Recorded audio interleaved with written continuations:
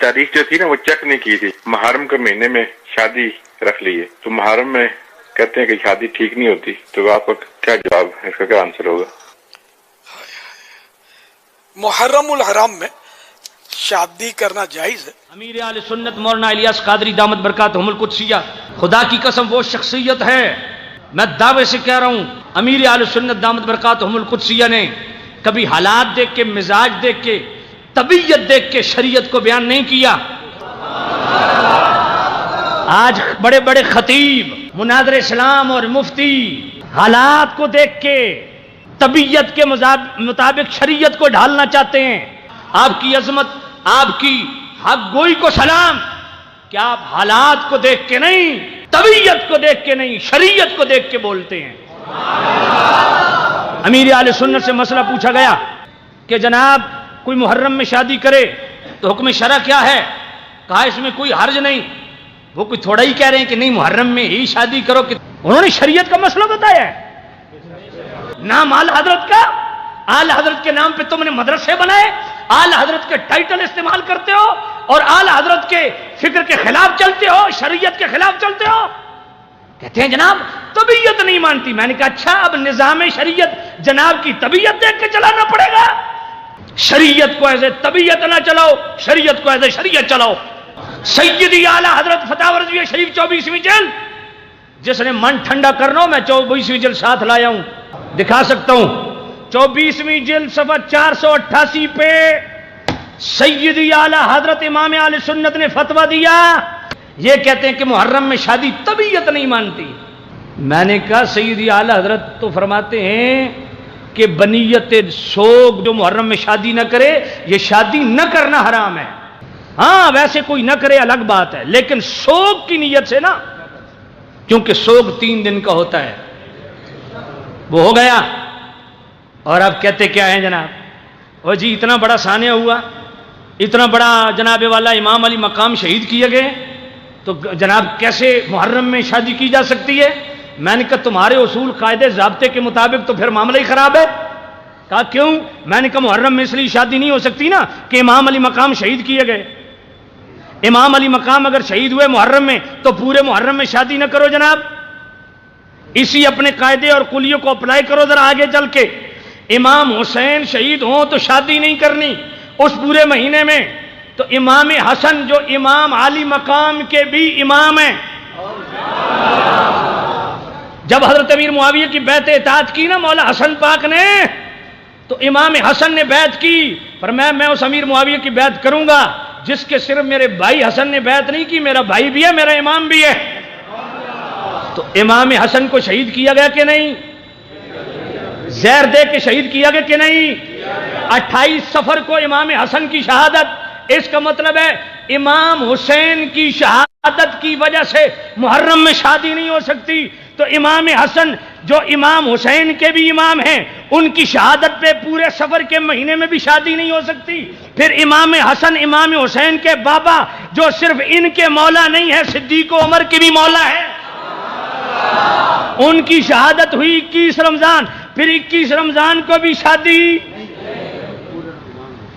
नहीं हो सकती पूरे रमजान में, फिर रबीउल अव्वल में तो बिल्कुल नहीं हो सकती, क्योंकि मेरे मुस्तफा की जुदाई है। मेरे नबी ने फरमाया फातिमा दुनिया में कभी भी कोई गम पहुंचे मेरी जुदाई का गम याद करना, क्योंकि मेरी जुदाई से बड़ा कोई गम नहीं है। तो फिर रबीउल अव्वल में भी शादी ना करो।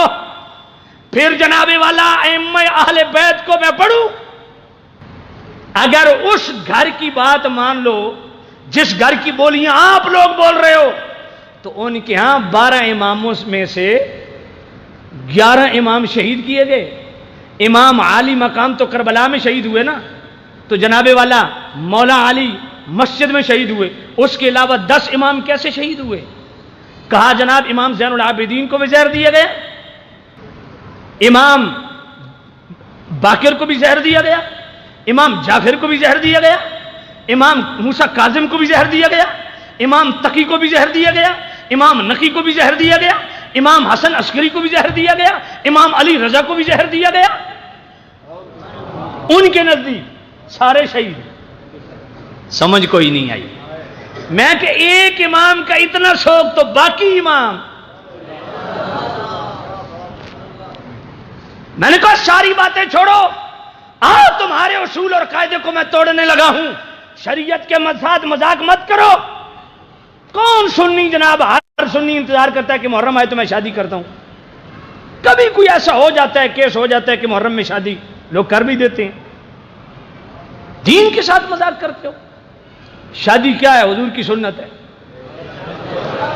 یہ شادیاں جس طرح تم کرتے ہو نا، میں وہ اللہ زندگی دے ہمارے اپنے خطیب ہیں پنڈی کے علامہ عمر فیض قادری صاحب، پرسوں ان کا کلپ میری نظر سے گزرا، اللہ ان کو حیاتی دے، بڑا خوبصورت ہمارے مسلک کے محافظ ہیں. ان سے یہی سوال کیا گیا تو انہوں نے 2 لفظوں میں، وہ 1 منٹ کا کلپ میں نے دیکھا، پوچھا گیا محرم میں شادی، تو عمر فیض قادری صاحب کہتے ہیں کہ جس طرح تم شادیاں کرتے ہو، ناچ گانے کرتے ہو، مہندی کی رسمیں کرتے ہو، یہ کرتے ہو وہ کرتے ہو، یہ شادی تو کسی مہینے میں بھی جائز نہیں. اور جس طرح شادی میرے مصطفیٰ نے کی، جس طرح شادی مولا مرتضیٰ نے کی، یہ تو رمضان میں بھی جائز ہے، محرم میں بھی جائز ہے. بہت خوبصورت بات میرے دل کو لگی، اس لیے میں نے آپ سے شیئر کر دی. میں کہتا ہوں تمہارا قاعدہ یہ ہے کہ چونکہ میرے نبی بھی غمگین ہوئے امام علی مقام کہ جناب والا شہادت ہوئی، اس لیے محرم میں شادی نہیں کرنی چاہیے. میں نے کہا پتہ ہے کہ امیر حمزہ کی شہادت ہوئی تو میرے نبی کتنے مغموم ہوئے؟ سمجھ کوئی نہیں آئی. اچھا، امام علی مقام کہ غم میں محرم میں شادی نہیں کرنی چاہیے. میں نے کہا جناب پورا محرم شادی نہیں کرنی چاہیے، تو اگلی بات مجھے بتاؤ، جب حضرت خدیجۃ الکبریٰ رضی اللہ تعالی عنہ نے دنیا سے پردہ فرمایا اور میرے نبی کے چچا وہ فوت ہوئے، تو میرے کریم نبی نے اس پورے سال کو حزن کا سال قرار دیا، عام الحزن. یہ مہینہ یوم الحزن تم نے بنا دیا کہ پورے مہینے میں شادی نہیں کرنی، تو جو پورا سال میرے نبی نے غم کا قرار دیا، سمجھ نہیں آئی ہے. سوگ تو میرے نبی نے بھی 3 دن ہی منایا نا، لیکن اس سال کو غم کا سال قرار دیا جس سال میں خدیجۃ الکبریٰ دنیا سے گئیں. میں نے کہا اس قاعدے اور اس ضابطے اور اس اصول کے ساتھ تو پورا سال شادی نہیں ہو سکتی.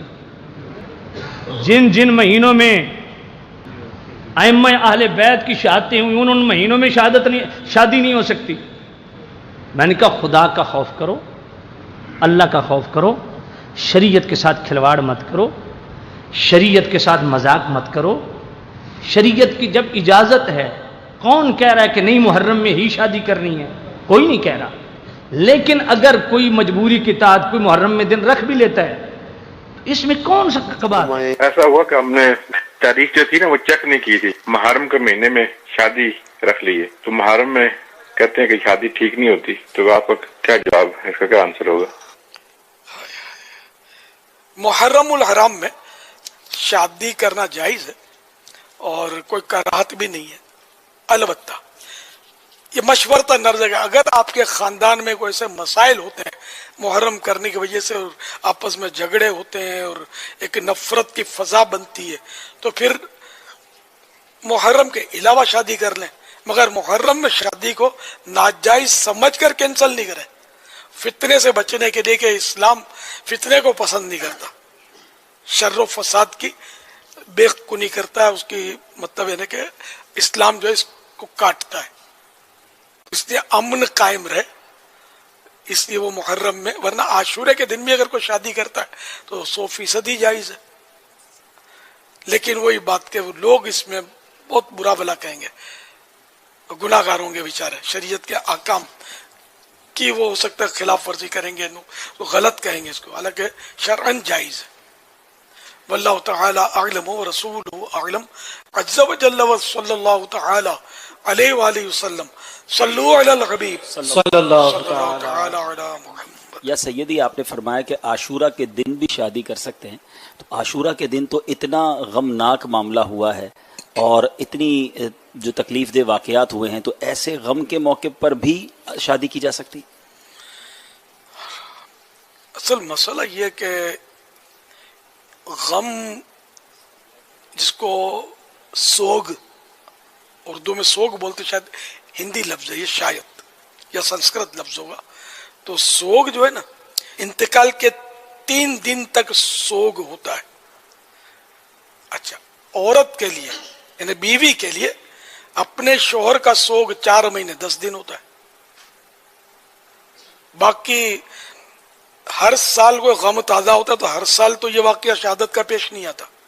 اچھا اب محرم شریف کا عاشورے کا یہ واقعہ ہوا سن 61 ہجری میں, ٹھیک ہے نا, تو وہ دن واقعی یہ کہ حادثہ قیامت نما اس کو کہتے ہیں. بہت ہی غمناک حادثہ تھا کربلا شریف میں جو نواسہ رسول اور اہل بیت اطہار کے ساتھ یزید پلیت کی فوج نے کیا. یہ تو بہت ہی مطلب ظاہر ہے کہ ہر عاشق صحابہ و اہل بیت اس سے مطلب اس واقعے سے متاثر ہے. لیکن جو حکم شریعت وہ میں عرض کر رہا ہوں. اچھا وہ 3 دن گزر گئے, اب 3 دن گزر گئے اور اس کو تو سن 61 ہجری میں ہوا تھا, زمانہ ہو گیا. تو اب بولو کہ یہ غم, تو کیا زندگی بھر کوئی غم کرتا ہے؟ شادیاں نہیں کرتے, کہہ کے مار کے ہنستے نہیں ہیں, ڈٹ کے کھاتے نہیں ہیں. اور جب جس دن گھروں میں بھی میت ہوتی ہے تو غم تو ہوتا ہے نا, کھانا بھی اچھا نہیں لگتا تو لوگ پھسلا کے بہلا کر تسلیاں دے کے کھلاتے ہیں نا. لیکن آہستہ آہستہ غم جو ہے وہ ریلیز ہو جاتا ہے.